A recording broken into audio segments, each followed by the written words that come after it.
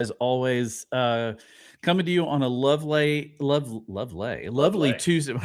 My That brain that had a means that stroke. means all that means that's really lovely. It's When you go to really lovely, exactly. that means It's an what a it's beautiful extra. It's day. like when you're not just hungry, you're hangry. It's That's in the right. same. That's right. That's my So daughter. it's a lovely Tuesday and the second now day of spring training for the Astros in Right? Palm Beach, Florida. Which is probably even nicer than it is. I don't know. I don't know if it's nicer than Houston today. Pretty Houston's nice today. pretty damn nice today in We can't Houston. complain. And Especially for mid-February, which is oh, just usually our winter, which means our rainy period. well, it was just I noticed today when I was if you use Time Hop, anyone out there, Time Hop is this app that shows you all your photos and social media posts going back every year on this day. And you know, I happened to notice that this was the day our power came back on a Oh number of goodness. years ago Yeah. when we had the freeze. So yeah, it could be a lot worse. Yes, I it could could be. I could still be cooking soup over my And you know literal what? There's open probably fireplace. a lot of different Oh. parts of the country that are still buried in snow, and so Oh. yeah, we can't. No, I'll take it. I'll get out and ride my bike later for all those people, Actually, all I those may do people the who, same thing. I for may all do those the same people who are thing. stuck up in the Northeast under a blanket of snow. Okay, so we need to talk about some things now that spring Mhm. training is underway. I think the first and foremost, I'm wearing my "Bury Me in the H" hat today because I think the first thing we probably need to talk about is Lance McCullers. His comments yesterday to the media Yeah. were I don't want to say surprising, but let's just say his demeanor was a little Yeah. interesting. And if you haven't heard it, you can go out there and find it. Basically, what he said was he was fine regardless of what happens. If he stays home with his wife and his kids, and that's the end of his baseball career, that's fine. It's just Right. kind of a very candid, very very much how Lance McCullers is.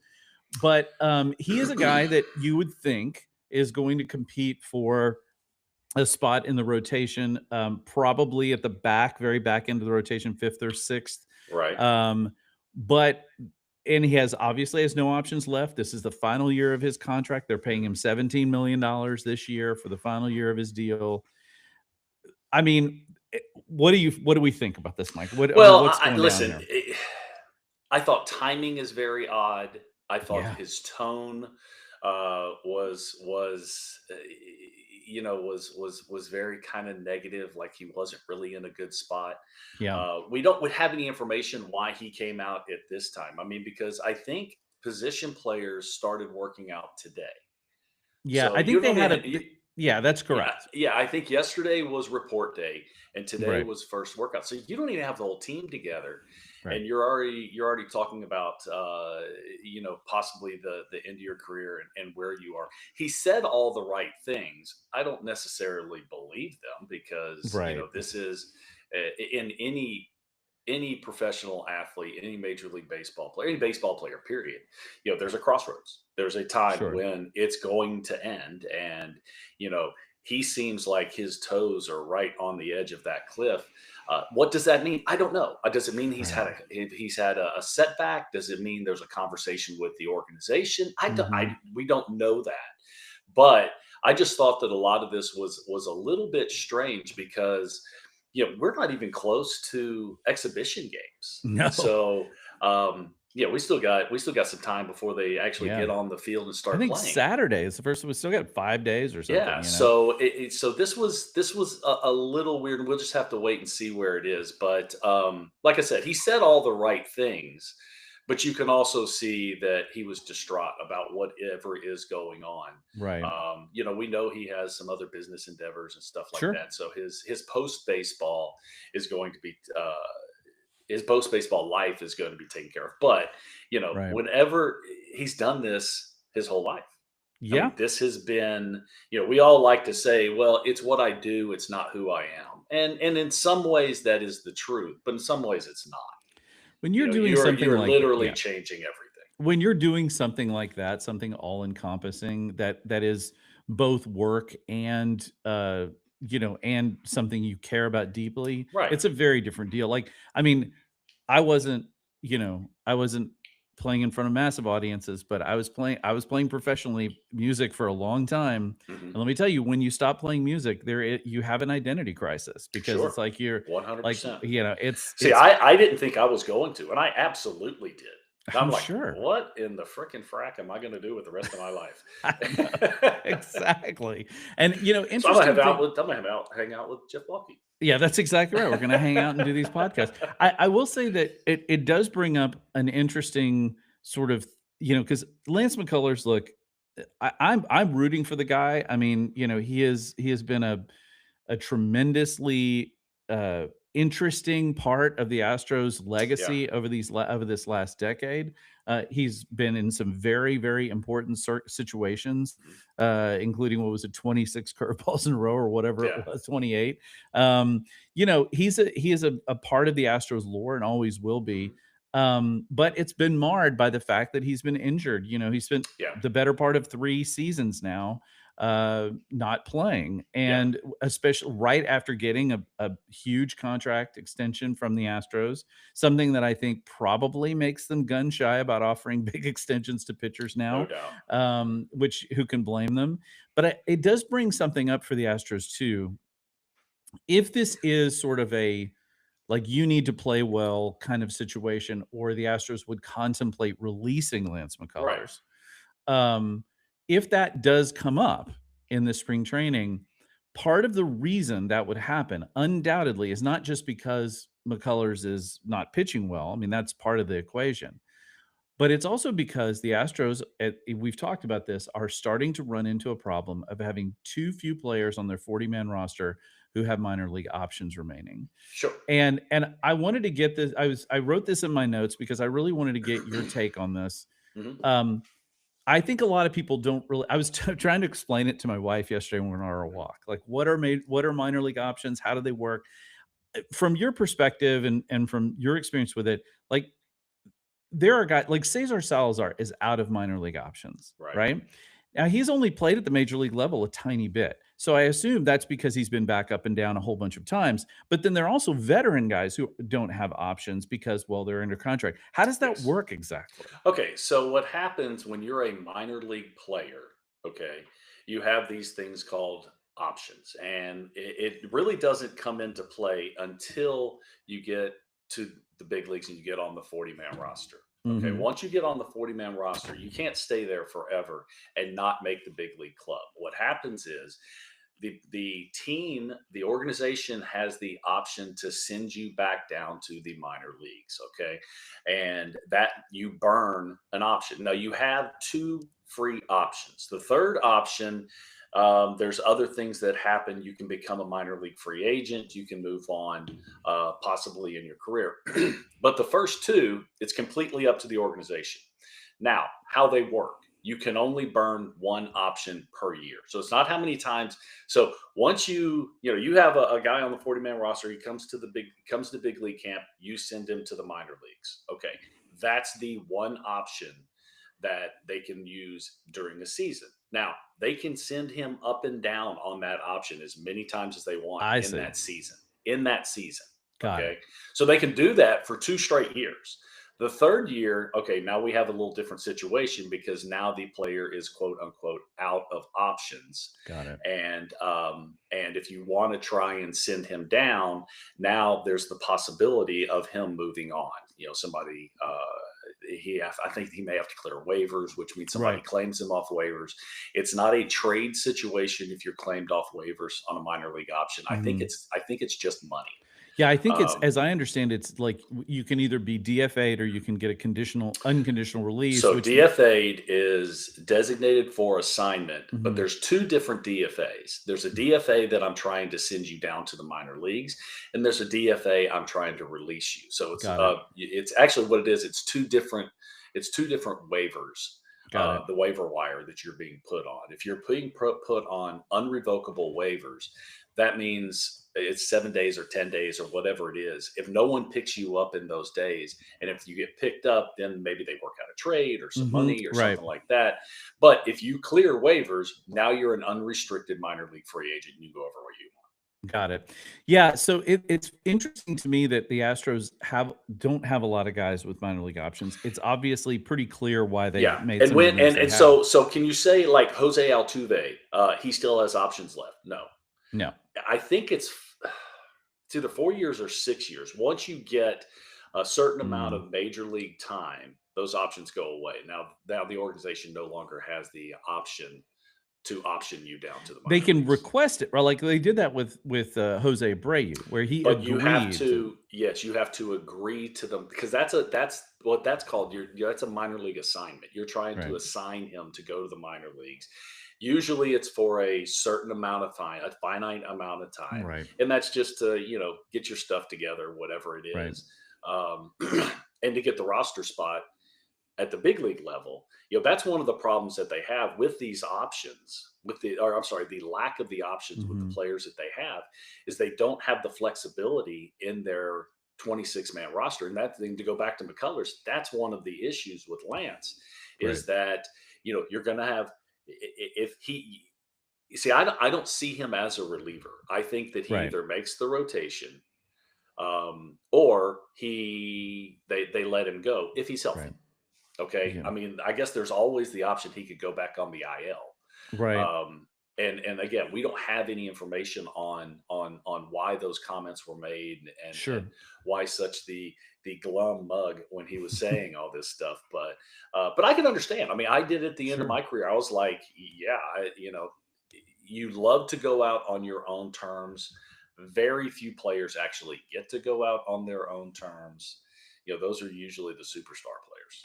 Yeah, and one of the big problems they have right now with that lack of options is if you look at just who you think is gonna be on the 26 man, 13 position players, 13 pitchers, Mhm.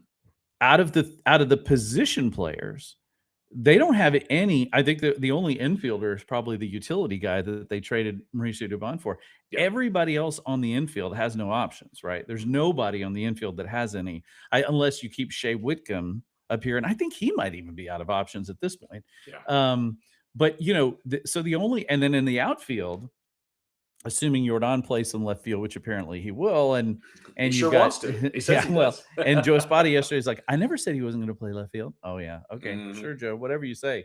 Um, Jake Myers obviously can. So you've got like a handful of guys in the outfield Yeah. who have. I mean, that's part of the reason they traded Jesus Sanchez. He didn't have any options remaining. Right. They had to get Right. somebody out there. So there's a bunch now in the pitching ranks. They're better in that area. They definitely still have some guys. Eric Getty still has an option left. Right. Ellie De La Cruz still has an option left. Yeah. There's a handful of guys in there. The one guy that is kind of interesting, though, is Roddy Munoz, right? This is the guy they picked up in the Rule 5 draft. If they send him down, he goes Okay. back to Yeah. Cincinnati. So that Like, that had that's a completely different situation with super him. crazy. With Sim, so the Astros decide, okay, we're going to give him a shot. Now, as long as he is in the Astros organization, he has to be at the big league level. He has to Yep. be on the 26-man Unless he's roster. injured. Well, yes. Well, he goes on the IL. Now he's still on the 40-man roster. Right. Correct. But so yeah, that's if the Astros say, okay, this just isn't working out, and they want to send him down, they don't get that option. Nope. He gets the what team did he come from? Cincinnati. Cincinnati. Yeah, he goes He, back to the he actually Reds. goes back to Cincinnati. Right. So that's a complete. The Rule 5 draft is a completely different It's wacko. situation. And And we've seen the apparently, Astros over the years, not any time recently, but right. over the years, we've seen them do this a couple times. Right. Um, And it's pretty rare to send people back because first of all, you don't want to say you made that mistake, right. obviously. But then also there is some kind of penalty for it. I can't remember what it was. It's not a huge one, but it's still like a Yeah. minor penalty. Well, It's I like mean, a draft pick or something. even when it's a Rule 5 draft player, and you bring him on, you send money the other way. Yeah. It's not a trade situation. Right, right, right. It's money, and it's not for average people, it's money. But for baseball, For me. it's For ashtray money. for It's a baseball, drop in it's the bucket. pocket change.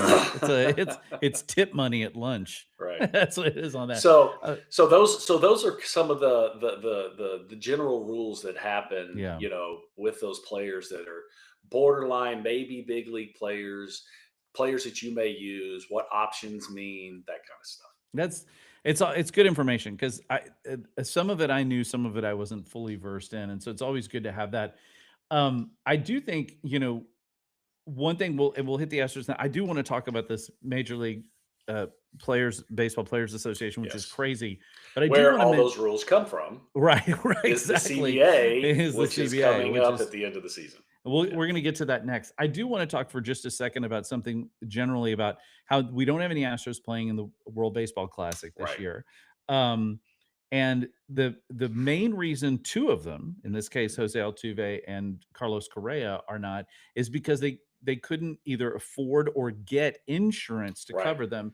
And as you we talked about before we came on the air, Mike Trout, similar situation. Yes. He was going to play in the Just came WBC, but out he yesterday. couldn't get insured for it. Now, Captain bad America, by the way. that's right.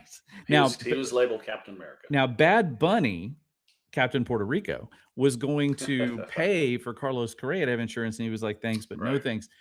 Um, Obviously, that insurance is wildly expensive because if you're like Bad Bunny Yes. will pay for it, that's Right. like it's got to be crazy money. But then on top of that, as you and I have discussed, and I think everybody knows, nobody wants their players playing in the WBC. Well, I mean, okay, I don't think the owners behind do. closed doors, I think that's the case. Now they'll never say Right. it because Of course everybody's not. got to toe the line. Major league. This is one of Major League Baseball's babies. Having this Olympics Mhm. type tournament World Cup. for Major League Baseball. So it's awesome. But there is absolutely risk, and with the things that happened, especially with Jose Altuve, just 3 years ago, Right. him getting hit in the hand and missing 6 weeks, and or actually, I think even more than that, whatever it was. And he Um, wasn't the only one of the Astros have been injured. There have been other no, players that came in no, slow and and so it used to be pitchers. It was yes. they everyone's worried about the pitching. Well, it's not just the pitchers. Right. Now is that something we've had a kind of little bit of a mini pandemic here on hammock bone injuries prior Damn it. to the Can World they just Baseball Classic. remove those?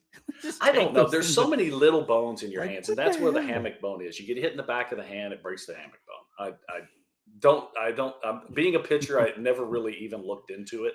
Right. Um, but even though we've had a couple, formidable players go down Yeah. with this injury, and that was always the back and forth with the insurance companies or whatever. Is listen, they're going to be playing in spring training anyways. Right. They're still going, but you have to have that insurance. And so apparently, over the last several years, the insurance has gone through the roof and actually has gotten very, very difficult even to obtain. That's We wow. had Puerto Rico talking about backing out of the tournament altogether because they just Right. weren't going to be having any big name players. They Yeah, they weren't going to couldn't have. field a team. Yeah. Yeah, Or it's if they were going to field a team, it was going to be with, minor leaguers or, maybe even some amateur players from Puerto Rico. And you're like, wait, that's not what the WBC was all about. And that and, yeah, and where that one came from, that was Francisco Lindor, who was going to right. be the captain of the Puerto Rican And he couldn't team, get insurance and he either. couldn't get insurance. So Yeah, Mike Trout it's is the fascinating. latest victim of the insuranceless player that wants to play in the WBC. Unbelievable. And it brings up too the point like the Olympics are next year and and Right. and baseball will be back in the Olympics, right? Not Yes. next year, year after. But baseball is coming back to the Olympics. Mhm. And there's always debate in basketball in the NBA about what players should go play. I mean, foreign players always go play, but there's always a Yes. debate about, the players playing for the United States. Should they go? Should they not go? Now they're going to have flag football in the next Summer Olympics, which I think is going to be awesome personally, and they're going to have NFL players that are going Yeah. to be subject to that. They got rid of I don't know if you remember, but the NFL got rid of like some of their flag football skill competition stuff because they had a guy Yeah, that they did that during, like, Pro Bowl week or something, yeah, and and yeah. this guy tore both of his ACLs in his legs when he was Mhm.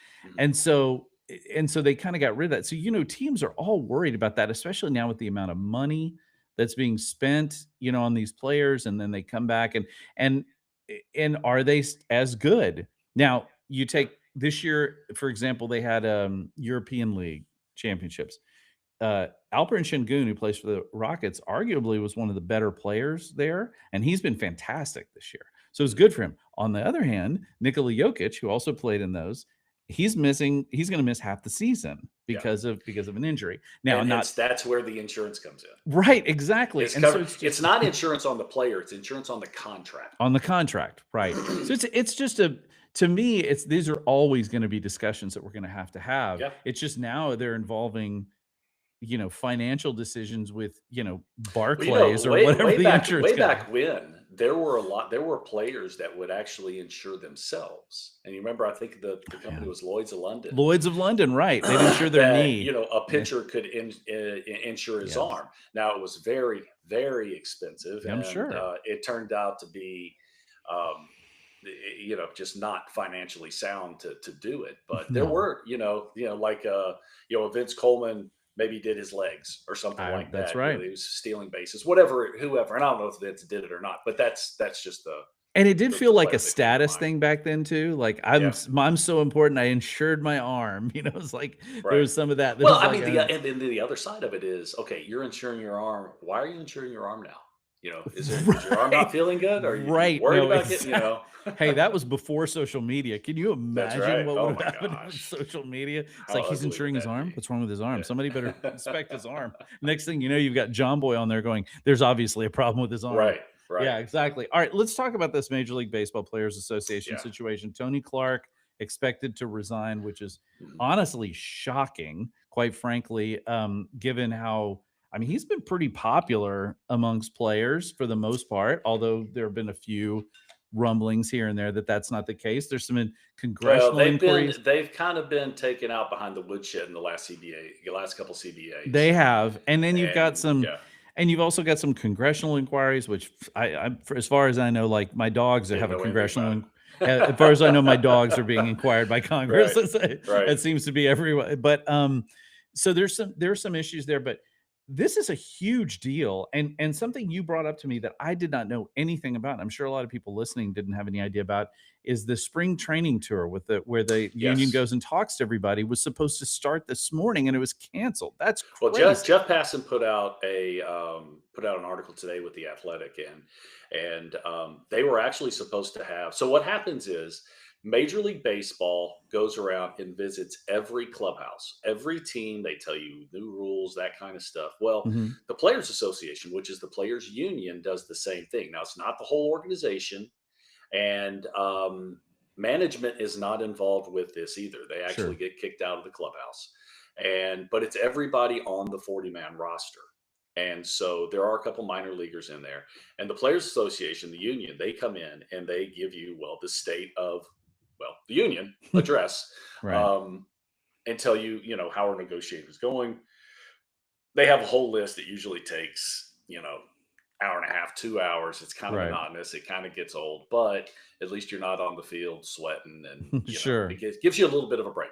Sure. Um, that was supposed to start today with the Cleveland Guardians being the first team on the list, and they would end up going through all 30. It was canceled early this morning. Um, and I don't know how, now Tony doesn't have to be there because Tony, when when the facilities got split the way they did, meaning, you have more teams in Arizona now than you did Florida. You didn't always get, Don Fear back in the day, who Mhm. was the executive director. He wasn't all, maybe he did Florida, and Michael Weiner did Arizona or something Mhm. like that. You didn't always have the whole Players Association, because once you got to 30 teams, Right. It's a um, lot. and it takes time. It Yeah. costs you a morning, and it kind of messes up the daily schedule. So um, that tour has been canceled. It will be. There's no doubt in my mind that it will be reinstated. They will get the meetings in, but Mhm. just the optics of it and the timing of it is a little bit different, because apparently this investigation has been going on for quite a while now. But Tony decided today or yesterday, last night, that he's going to step down. Yeah, it's crazy. The investigation that we're talking about is apparently a federal investigation about whether the Players Association officials used licensing money to improperly enrich themselves. It's centered around one team. I'm just reading this from The Athletic, co founded with the NFL Players Association that specializes in name, image, and likeness rights. It says it came from a whistleblower's claim, which the union called baseless in 2024, that Clark improperly granted himself equity in that company, along with claims of nepotism and other corruption management. So it's this has been going on for a while, a couple of years now. But it is interesting that suddenly today, on the day that everybody really starts Yeah. working out, that it all came up. Feels to me like something must have happened behind the scene. There must have been some Yeah, kind of yeah. I mean, something. I really try not to speculate. Yeah, I sure. am not a whistleblower. I am not a news breaker. So You're not a member of the union any we longer. just react to Right. the information out there. And tell you the truth, there is not a lot of information. That's No. basically it. Well, that's because these Now people, their lips are sealed, man. yeah, well, I mean, it's ongoing investigation. Right. The other side of this was we've heard from several, even executive board members. So you have the players' union. Then on every Mhm. team, you have a player rep, which I Right. did do the player rep, and Oh, then you that's have an cool. executive board. And apparently, you have a sub executive board now. So the group gets smaller and smaller and smaller. Um, to make the day-to-day decisions and stuff like that. From what I understand, there were a couple of even subcommittee executive board members didn't know this at all, didn't know Wow. this was happening, this know that Tony was gonna step down. The other side of this is you got a CBA coming up on December 1st, Well, that's and the you thing. have a season. That's it. So as bad as the optics may be, spring training tours and all that, that's important because that's how you get the information out Right. to the members of the union. That's the players. The other side of this is that's an ongoing negotiation. There should Right. be an ongoing negotiation all through the summer, so they'll figure something out pretty quickly. Mhm. So we'll just have to wait and see who ends up being the the director, the executive director of the Players Association, which is basically the boss. And it's crazy too because the one thing I will say in terms of timing is if you are going to do this and you're not going to do it in the off season, which would seem like you should do it in the off season, this is you'd better do it soon because with the Right. negotiate with the CBA collective bargaining agreement coming up at the end of this year, whatever you do, you better get your ducks in a row before then Right. because if you don't have a plan in place, this could be one of the most consequential labor negotiations in baseball in a long time, Yep. and because you've got some owners right now who are seemingly fixated on the idea of a salary cap, Mhm. and so it's going to be very very important for them to figure out what they're doing as a trade union Sure. because they've got to protect their own rights, Right. whatever Right. and so if they're going to do it, they better get on it. Right. Yeah. And I they mean, will. I mean, this isn't something that's going to drag out. I can't. Tony Clark being the executive director was Mm, the first time that it was actually a former player that was that's in that interesting. role. Prior to that, it had always been, a lawyer, a labor Right, lawyer. makes sense. Don Fear, Michael Weiner. You go all the way back to the beginning, which his name was Miller. Yeah. Hmm. Um, and so there was a little bit of turmoil when Tony took over, and one of the things that Tony had said at that time. Now, this has nothing to do with the investigation. This is Mhm. just information. Was that the players had decided the union is for the players, so it's going to be by the players. And if you remember, we started off this segment. I said that they kind of been taken behind the woodshed a couple times Mhm. in the last couple CBAs. That's why, is because you didn't have those labor lawyers. Now, they have remedied that. I think it was really two CBAs ago that they really, really got taken advantage of because Mhm. the guys that were doing the negotiations just simply weren't lawyers. Right. Um, the Players Association did hire more lawyers, and we'll see what way they go. But my opinion, it probably should be another. If it's not a lawyer to be the executive director, he needs to be surrounded by them. Right. Well, and it also might be that they're changing some of how that works. So if you go like, let's have a figurehead that's a player, but who's sort of the liaison with Yeah. players and can talk to them, but isn't necessarily doing all the hard negotiating. Yeah. It's funny to That's me. what I meant. All the Yeah, lawyers around him. You can it's have somebody that stands at the podium, right. and then you have the guys doing the real work. Because Don Fear, who was the executive director for years and years, Yeah. a lot of the time I was playing. The guy that was doing all the heavy lifting was a guy by the name of Mike Weiner. He was a great, great guy, ridiculously genius intelligence. He was the Hmm. one that was doing all the work behind the scenes because Don Fear, um, uh, you go back to 2020.